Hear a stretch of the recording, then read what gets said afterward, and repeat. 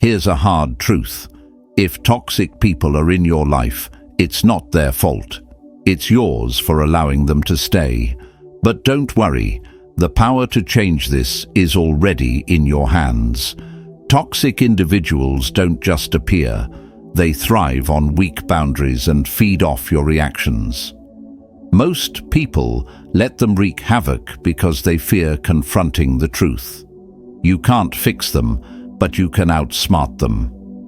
In this video, we'll explore Stoic principles and brutally honest strategies to disarm toxic people and reclaim your peace.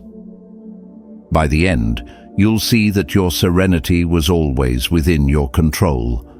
Ready to take charge? Watch now, and don't forget to subscribe to Stoic Lens for more wisdom on mastering life's challenges. 1. Forgive, but don't forget. Forgiveness is one of the most misunderstood virtues in Stoic philosophy. Many believe forgiving someone means you're weak, naive, or willing to overlook the pain they caused. But true forgiveness is none of that. It's not about excusing their behavior or welcoming them back into your life with open arms. It's about freeing yourself from the chains of resentment. Years ago, I learned this the hard way. I had a close friend, let's call them Alex.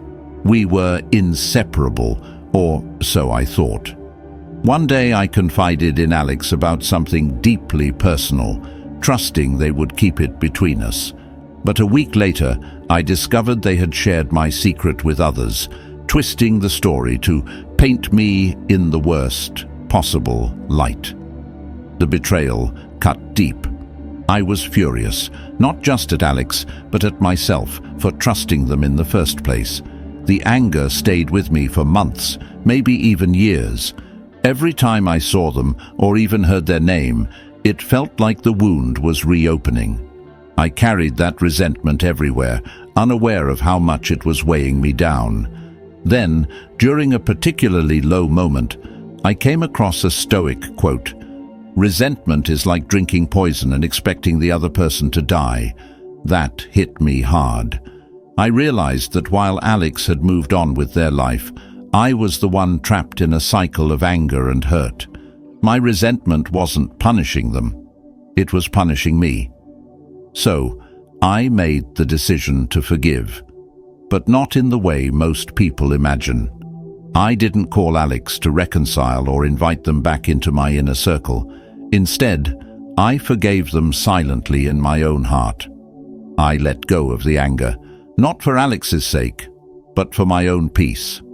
However, here's the critical part. I didn't forget. That betrayal taught me an invaluable lesson about trust, specifically who to trust and who to keep at a safe distance. Forgiving Alex allowed me to move forward without bitterness, but remembering the betrayal ensured I wouldn't make the same mistake again. Forgiveness is often seen as weakness, but in reality, it's the ultimate act of strength. It takes courage to release anger when holding on to it feels justified. It takes wisdom to understand that forgiveness doesn't mean giving someone another chance to hurt you. Forgetting, however, is a different story. Forgetting invites the same pain back into your life. Think of forgiveness like healing a scar. You don't keep reopening the wound, but you also don't erase the scar. The scar is a reminder, not of the pain, but of the lesson. It reminds you of what you endured and what you learned. It doesn't define you, but it shapes your future decisions. The Stoics often emphasize the power of controlling your emotions, and forgiveness is a prime example of that. By forgiving, you take control of the narrative. You refuse to let the toxic actions of another dictate your peace. By not forgetting, you protect yourself from falling into the same trap. Forgiveness is a gift you give yourself, not the person who hurt you. Forgetting, however, is a disservice to your growth.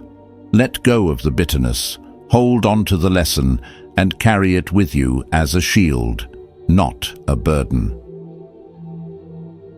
2. Limit your access. Let's be honest, not everyone deserves a front row seat in your life. It doesn't matter if they're family, old friends, or colleagues you interact with daily.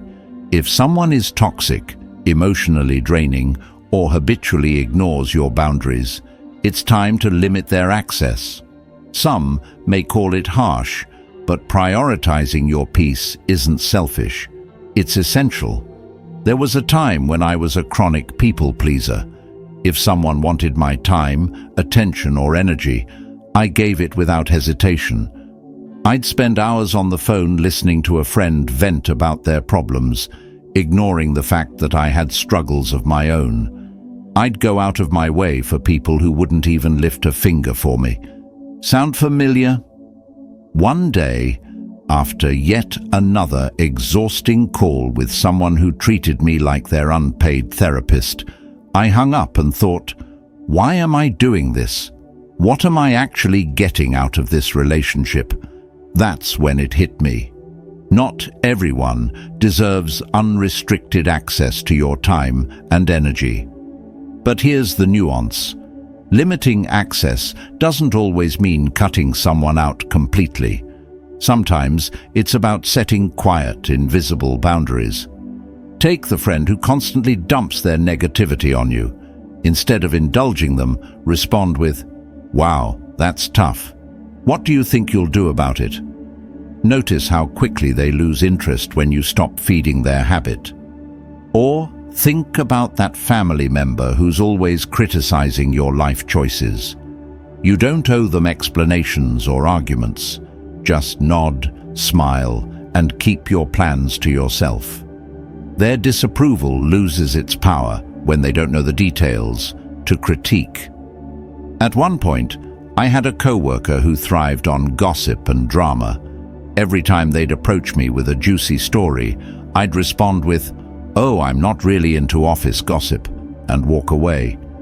It felt awkward at first, but eventually they stopped trying to pull me into their mess. This is what limiting access looks like. Recognizing that not everyone should have a backstage pass to your emotions and energy. Think of it as creating circles of access. Your inner circle for those who uplift and respect you, and outer rings for those who drain or detract from your well-being. Yes, some people might call you cold or distant for doing this. But ask yourself, would you rather be liked by everyone or respected by the right people? Picture your life as a VIP club, and you're the bouncer. The toxic complainers? They're lucky to get general admission, if that. The drama seekers? They can stay outside in the parking lot. The ones who truly value and respect you? They're in the VIP lounge with you, enjoying the best of what you have to offer. Limiting access isn't about being unkind. It's about being intentional. Your time and energy are finite resources. Don't squander them on people who don't value them. When you start valuing yourself, the right people will follow suit. The wrong ones? They'll either adapt or remove themselves from your life. It's a win-win.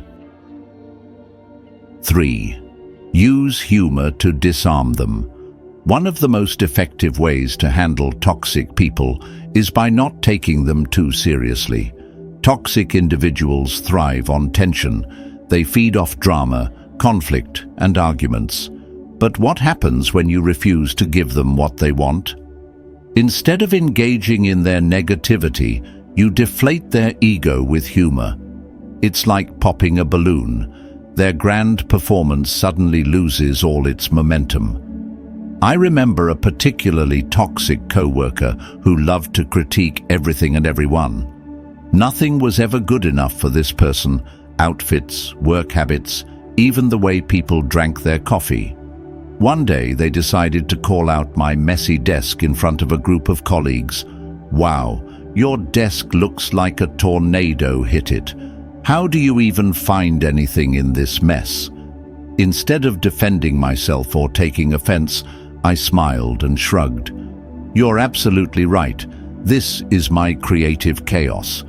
Albert Einstein's desk was messier than mine, So, clearly, I'm on track for genius. Everyone laughed, and their attempt to embarrass me completely backfired. From that moment on, they never commented on my desk again. Humor works as a defense mechanism for a few reasons. First, it strips power from their words.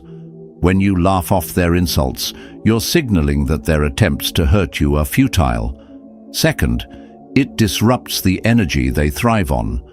Toxic people crave negativity and tension, but humor introduces levity and unpredictability, something they're often ill-equipped to handle. Third, it positions you as calm and in control. Your wit shows that you're unshaken, which frustrates them more than a direct confrontation ever could.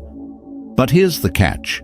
Your humor must be light, clever, and never mean-spirited. If your joke comes across as cutting or sarcastic, it can escalate the situation, turning a clever disarmament into unnecessary conflict. The goal isn't to stoop to their level, but to make their negativity seem absurd. For example, imagine someone constantly interrupting you during a meeting. Instead of snapping, you could smile and say, "Oh, I didn't realize we were tag-teaming this presentation. Your turn's over, though. It's mine now." It's funny, firm, and sends a clear message without resorting to aggression. Humor also works wonders when toxic individuals attempt to guilt-trip you.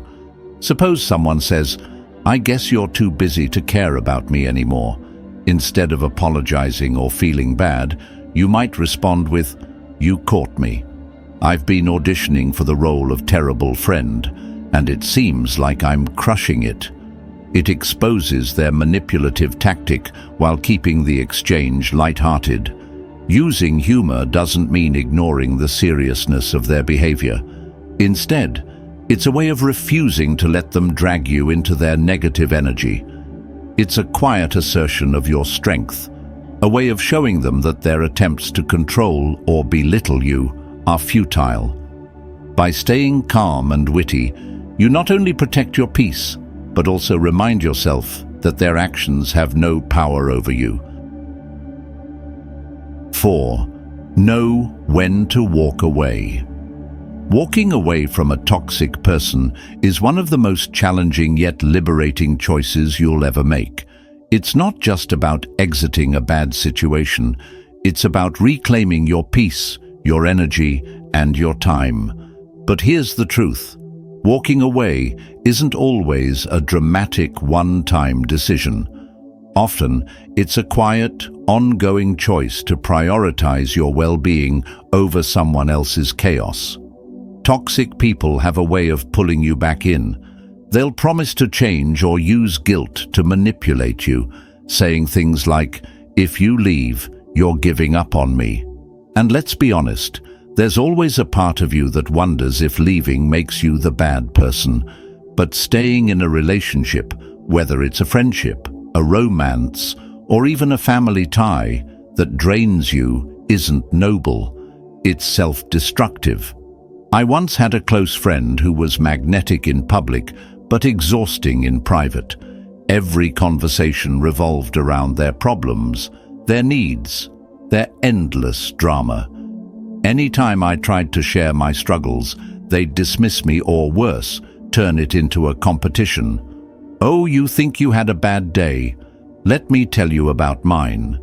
At first, I justified their behavior. "They're going through a lot," I'd tell myself.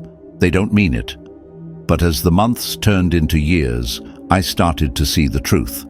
I was pouring all my energy into a one-sided relationship and getting nothing in return. The breaking point came during one of the most challenging periods of my life. I reached out to them for support, only to hear, "That sounds rough, but I'm dealing with my own stuff right now." That's when it hit me. They weren't toxic because they were intentionally cruel. They were toxic because they simply didn't care.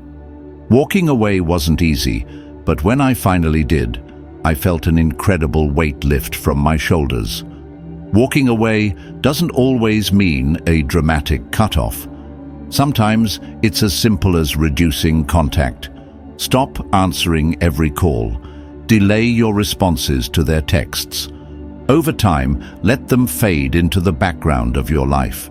Set firm yet respectful boundaries, saying things like, "I'm not available to talk about this," or "I don't think I can help you with that anymore." Emotional detachment is another powerful step.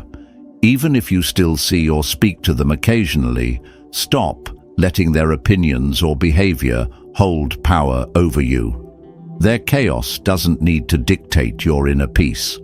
And here's the controversial part. Sometimes walking away means stepping back from people society expects you to stay connected to, like family. The belief that you must endure toxic relatives because they're blood is outdated and harmful. Family ties don't grant anyone the right to manipulate, abuse, or drain you. Walking away from a toxic family member doesn't mean you hate them. It means you're choosing to protect yourself. Walking away isn't rooted in anger. It's rooted in love. Love for yourself, your well-being, and the life you want to live.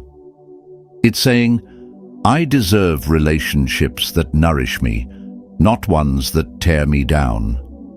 And the moment you take that step, you realize something profound. You're not just walking away from them, you're walking toward a better, healthier version of yourself. The idea that walking away equals failure couldn't be further from the truth. It's a success, a recognition of your own worth. Toxic people often leave you feeling like you're too much, not enough, or somehow the problem. But when you leave, you begin to see the truth. It was never you. It was always them. And the beauty of walking away is the freedom it gives you. The freedom to build a life filled with people who value and uplift you. People who see your worth and treat you with the respect you deserve. 5. Surround yourself with uplifting people. Dealing with toxic individuals can feel like swimming with weights strapped to your ankles. Their negativity, manipulation, and drama drag you down, leaving you exhausted and doubting yourself. The most effective remedy is to intentionally surround yourself with people who uplift you. These individuals don't just radiate positivity, they help you recognize your worth, encourage your growth, and serve as a buffer against toxic energy. Here's a fundamental truth. Your environment shapes you.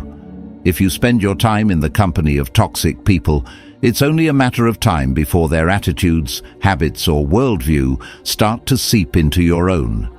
But when you're surrounded by those who genuinely want the best for you, something remarkable happens. You begin to see the best in yourself. Consider this. Have you ever had a friend who leaves you feeling lighter and more confident after spending time together? Someone who listens without judgment, celebrates your successes without jealousy, and offers challenges that empower rather than undermine you. These are the uplifting individuals who belong in your life. For a long time, I found myself stuck in cycles of toxic relationships. Then, I met a colleague who was refreshingly kind and sincere. They said things like, "You're really talented at this. Why don't you take the lead?" Or, "You handled that situation so well." Their encouragement was so genuine, it caught me off guard. I hadn't realized how accustomed I'd become to subtle jabs and backhanded compliments from toxic people.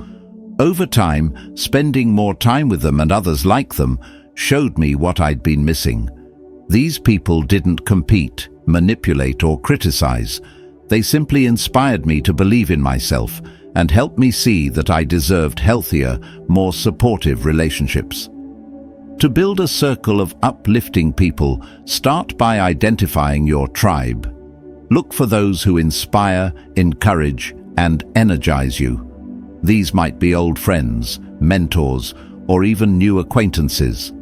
Prioritize quality over quantity. Focus on deepening connections with a few genuinely positive people rather than maintaining a large circle of surface-level relationships. Be proactive in reciprocating positivity.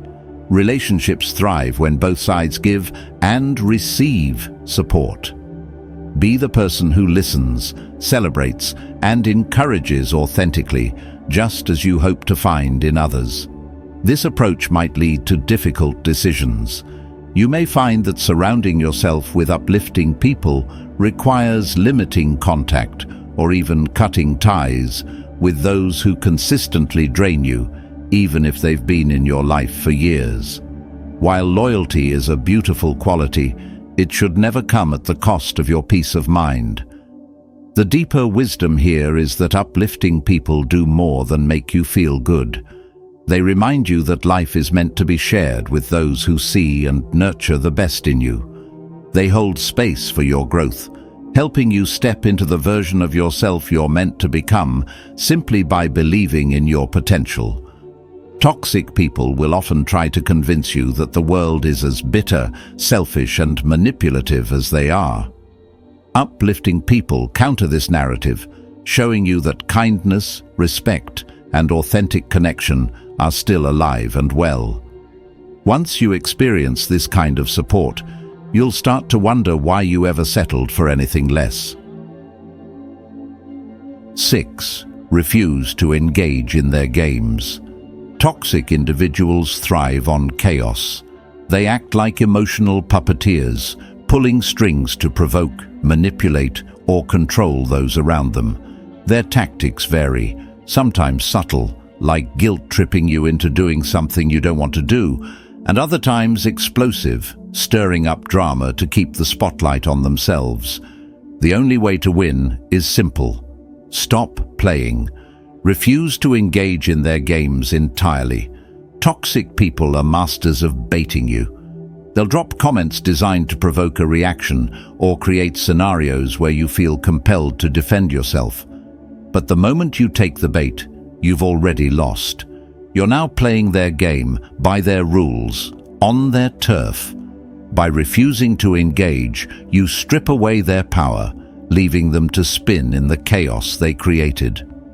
I once dealt with a particularly toxic family member who loved to spark arguments at gatherings.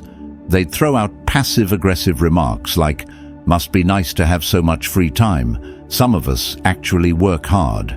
At first, I'd try to explain myself or defend my choices, thinking I could resolve the tension, but it always backfired. They'd twist my words, escalate the argument, and somehow position themselves as the victim. One day, I decided to stop playing their game. When they made another snide remark, I simply smiled and said, "You're entitled to your opinion," and changed the subject. They tried again, but I stayed calm and disengaged. You could see the frustration on their face. They weren't getting the reaction they craved. Over time, they stopped targeting me because I refused to fuel their drama. Refusing to engage isn't about passivity, it's about strategy. To master this skill, you first need to recognize the bait. Toxic people tend to follow predictable patterns. Pay attention to what triggers you and how they try to provoke a response. Once you spot their tactics, you can prepare to respond differently. Staying calm is key. Toxic individuals want an emotional reaction. They thrive on anger, frustration, or defensiveness, so maintaining your composure is essential. Don't let their antics dictate your mood. Respond minimally, or not at all. Silence is often your most effective weapon. In some cases, a neutral, non-committal response like, "That's interesting," or "I see," is enough to shut them down without escalating the situation. Setting boundaries is another vital step. Make it clear that you won't entertain their behavior. Say things like, "I'm not going to argue about this," or "Let's talk when we can have a productive conversation." These statements signal that you won't play along while keeping the interaction respectful and controlled. Refusing to engage doesn't mean you're weak or passive. Toxic people may accuse you of being cold, dismissive, or even cowardly as an attempt to draw you back into their game. But their opinions don't define you. They're simply another ploy to regain control. The deeper lesson here is about reclaiming control, yours. By refusing to engage, you remind yourself that you don't owe anyone your energy, especially not someone who thrives on negativity. You're taking charge of how you interact with the world rather than letting others dictate it. Life is far too short to waste on pointless arguments or manipulative mind games. When you step back and refuse to engage, you're not retreating, you're rising above. In doing so, you choose peace over chaos, clarity over confusion, and self-respect over manipulation. That's a victory worth claiming every single time. 7. Stay focused on your purpose. Toxic people have a way of derailing you. They thrive on distraction, pulling you into their chaos, drama, or petty schemes, as if their goal is to make their problems yours. But when you're rooted in your purpose, your goals, values, and the life you're building, their noise fades into the background. Staying focused on your purpose isn't just a defense mechanism, it's a demonstration of power. Toxic individuals aim to make you lose sight of yourself. They'll criticize your ambitions, downplay your achievements, or demand your attention at the most inconvenient times. Why? Because a person with focus is a threat to their control. When you're busy growing, thriving, and chasing your dreams, you naturally have less time and less tolerance for their nonsense. I once worked with a colleague who epitomized toxicity. They gossiped endlessly, stirred up drama, and constantly tried to pull others into their mess. At first, I got caught up in it, wasting hours listening to their complaints and defending myself against petty jabs. But then, I had a realization.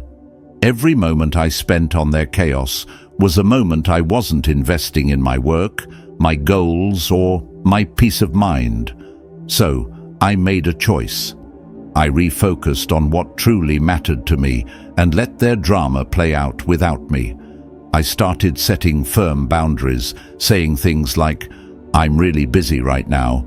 I can't get into this." I avoided unnecessary conversations and poured my energy into excelling at my tasks. The more I stayed focused, the less influence they had over me. Even better, my focus inspired others around me to follow suit, leaving them with fewer people to manipulate. Here's how to stay focused on your purpose, even in the presence of toxicity. Start by clarifying your goals. Write down what you're working toward and remind yourself why it matters. When your purpose is clear and front of mind, toxic distractions naturally lose their significance. Build a mental shield. Treat toxic people like background noise. Acknowledge their presence if you must, but don't let their negativity penetrate your focus. Learn to say no unapologetically. If their demands or distractions don't align with your goals, decline without hesitation. Your time and energy are finite. Spend them wisely. Surround yourself with motivators. Seek out people, habits, and resources that remind you of your purpose and fuel your determination. Whether it's uplifting friends, inspiring books, or daily routines that keep you on track, these motivators are your defense against being pulled into someone else's chaos. This approach comes with challenges. Staying focused on your purpose might require you to prioritize yourself over relationships that no longer serve you, even if they involve close friends or family. Some may accuse you of being selfish, but the truth is, focusing on your purpose is essential. You can't pour from an empty cup, and you certainly can't achieve your dreams if you're constantly weighed down by someone else's negativity. Staying focused on your purpose isn't just about avoiding toxic people. It's about honoring yourself.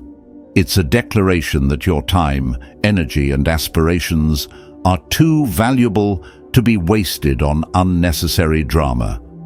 Your purpose becomes your anchor, grounding you so deeply that their negativity can't shake you. And as you continue pursuing your goals, something remarkable happens. You create a life so fulfilling and aligned with your values that their toxicity becomes irrelevant. At that point, you're not merely surviving their chaos, you're thriving despite it. That is the ultimate victory. 8. Avoid gossiping about them. But gossip never leads to a positive outcome. It keeps their toxicity alive in your life, drags you into the very behavior you're trying to avoid, and worst of all, lets them occupy space in your mind without effort. Toxic people thrive on attention, even the negative kind, and gossip gives them exactly that. It feeds the drama they crave, making you an unintentional participant in their chaos. Worse, it traps you in a toxic cycle where their actions start to dictate your behavior, a complete reversal of the self-control and focus that Stoic principles encourage. I learned this the hard way. I once had a co-worker who was the embodiment of toxicity, constantly stirring up conflict and dragging others into their mess. At first, a few of us would vent about them during lunch, sharing stories of their latest antics. It felt like camaraderie, a way to blow off steam. But over time, I realized every conversation left me feeling more drained, bitter, and distracted from what truly mattered. To make things worse, they somehow found out about the gossip and used it to play the victim, escalating the situation even further. That was when I decided enough was enough. I stopped gossiping entirely and instead focused on maintaining my professionalism and addressing issues directly when necessary. While it wasn't easy to resist the urge to vent, stepping out of the gossip loop helped me reclaim my energy and integrity. Breaking free from gossip starts with venting productively. If you need to let off steam, choose someone you trust, like a mentor or therapist, who won't amplify your frustration. Stick to facts rather than insults when discussing the situation. Focus on behavior instead of attacking character. If you find yourself in a group conversation that drifts toward gossip, redirect it toward constructive solutions. For instance, you might say, "Let's focus on how we can handle this better," instead of adding fuel to the fire. Instead of dwelling on their actions, channel your energy into finding ways to protect your peace and move forward. Practicing empathy can also help. While you don't have to excuse toxic behavior, recognizing that it often stems from their own pain can make it easier to rise above and avoid falling into the trap of gossip. This approach might feel isolating at times. In a culture where venting about others is so normalized, choosing not to engage might even earn you criticism. People might label you as too nice or passive, but in reality, avoiding gossip isn't about being kind. It's about being wise. Gossip keeps you tied to the very negativity you're trying to escape, while refusing to engage sets you free. By choosing to step away from gossip, you break the cycle of negativity and reclaim control over your energy. Toxic people thrive on chaos, and gossip is just another form of it. When you stop participating, you deprive them of the attention they seek and protect your peace of mind. Refusing to gossip is a quiet but powerful declaration of self-respect. It's a choice to rise above, even when the temptation to engage is strong. In doing so, you affirm that your time and focus are too valuable to be wasted on drama. Dealing with toxic people isn't about changing them, it's about safeguarding your peace. While you can't control their actions, you can always control your response. Toxic individuals will always be part of life, but when you master the ability to set firm boundaries, focus on your purpose, and rise above their games, their influence over you fades away. Your energy is limited and precious. It's meant for building your dreams, achieving your goals, and creating a life rooted in clarity and intention. Don't let the negativity of others pull you off course. Stand firm in your values, protect your inner calm, and keep moving toward the life you deserve. If this video from Stoic Lens gave you a new perspective, leave a comment below to share your thoughts and strategies for dealing with toxic people. And don't forget to like and subscribe for more insights on living a resilient and purpose-driven life. You've got this. Keep pushing forward.